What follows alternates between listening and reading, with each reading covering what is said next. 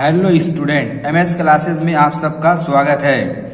आज हम लोग कक्षा 9 की एनसीईआरटी गणित का अध्ययन करेंगे। आज हम लोग सबसे पहले सम संख्या को देखेंगे कि सम संख्या किसे कहते हैं।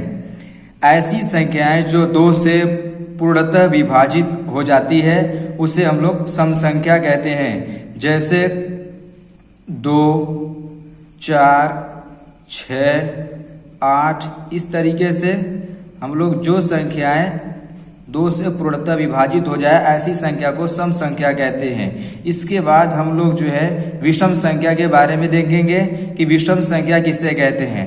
ऐसी संख्याएं जो 2 से पूर्णतः विभाजित नहीं होती हैं विषम संख्याएं कहलाती हैं। जैसे कि 1, 3, 5, 7 इस तरीके से जितनी भी संख्याएं 2 से पूर्णतः विभाजित नहीं होती हैं ऐसी संख्याओं को विषम संख्या कहते हैं। और एक संख्या हम लोग देखेंगे कि अभाज्य संख्या किसे कहते हैं। ऐसी संख्याएं जो एक तथा संख्या स्वयं के अलावा किसी अन्य संख्या से पूर्णतः विभाजित नहीं होती अभाज्य संख्या कहलाती है।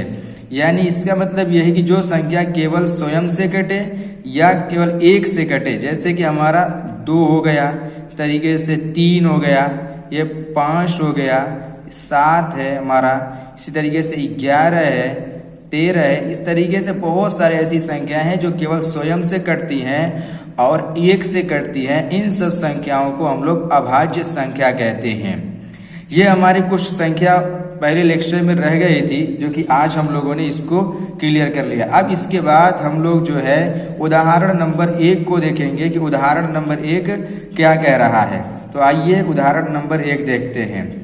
उदाहरण नंबर 1 है हमारा कि नीचे दिए गए कथन सत्य हैं या असत्य, कारण के साथ अपने उत्तर दीजिए। पहला क्वेश्चन हमारा है कि प्रत्येक पूर्ण संख्या एक प्राकृतिक संख्या होती है। तो क्वेश्चन हमारा ये कह रहा है प्रत्येक पूर्ण संख्या एक प्राकृतिक संख्या होती है।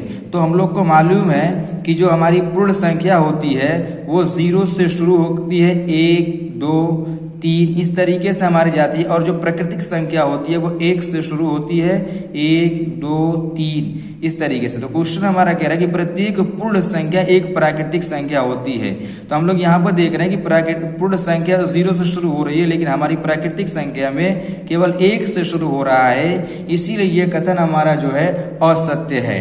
और इसी तरीके से हमारा दूसरा क्वेश्चन कह रहा है कि प्रत्येक पूर्णांक एक परिमेय संख्या है। पूर्णांक तो प्रत्येक पूर्णांक हमारा जो है एक परिमेय संख्या हो सकता है।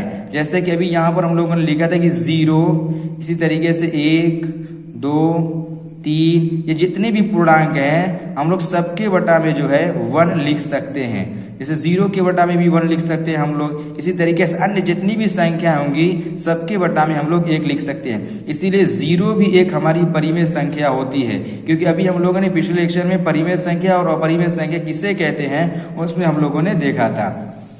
इसी तरीके से हमारा तीसरा क्वेश्चन कि प्रत्येक परिमेय संख्या एक पूर्णांक होती है, क्या ये कथन सत्य है। परिमेय संख्या तो हम जानते हैं कि परिमेय संख्या जो होती है हमारी ये 3 के बटा में 5 भी हमारी एक परिमेय संख्या है। तो क्या ये एक पूर्णांक है, इसको पूर्ण संख्या में लिख सकते हैं? तो नहीं। इसी तरीके से अगर हम लोग 7 के बटा में 2 की बात करें तो इसमें भी हम लोग देखते हैं कि 7 के बटा में 2 को एक पूर्ण संख्या के रूप में नहीं लिखा जा सकता है। इसीलिए 7 के बटा में 2 परिमेय संख्या तो है लेकिन पूर्णांक नहीं है। अब इसके हम लोग जो है उत्तर की बात करेंगे कारण के साथ। यहाँ पर एक क्वेश्चन में लिखा हुआ है कि कारण के साथ अपने उत्तर दीजिए। तो हम लोग यहाँ पर देखते हैं कि उत्तर हम लोगों ने लिखा है कि पहला वाला जो आप क्वेश्चन हमारा है कि उसका कथन क्या है, असत्य है। क्यों? क्योंकि 0 एक पूर्ण संख्या है परंतु हमारी क्या है, परिमेय संख्या नहीं है। क्वेश्चन में जैसे कि हमारा करा कि पूर्ण संख्या एक प्राकृतिक संख्या होती है।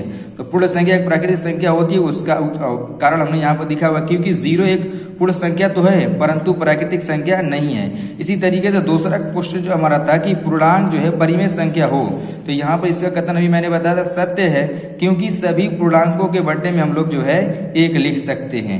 इसी तरीके से हमारा जो तीसरा क्वेश्चन है कि प्रत्येक परिमेय संख्या एक पूर्णांक होती है, तो अभी हमने देखा कि परिमेय संख्या पूर्णांक, सभी परिमेय संख्या पूर्णांक नहीं हो सकती है। जैसे कि यहाँ पर 3/5 परिमेय संख्या जो है परिमेय संख्या तो है, लेकिन क्या ये पूर्णांक नहीं है।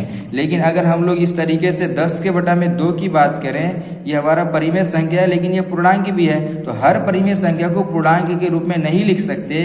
इसीलिए हमारा ये तीसरा क्वेश्चन का जो है वो असत्य है, क्योंकि 3/5 परिमेय संख्या होती है परंतु पूर्णांक नहीं होती है।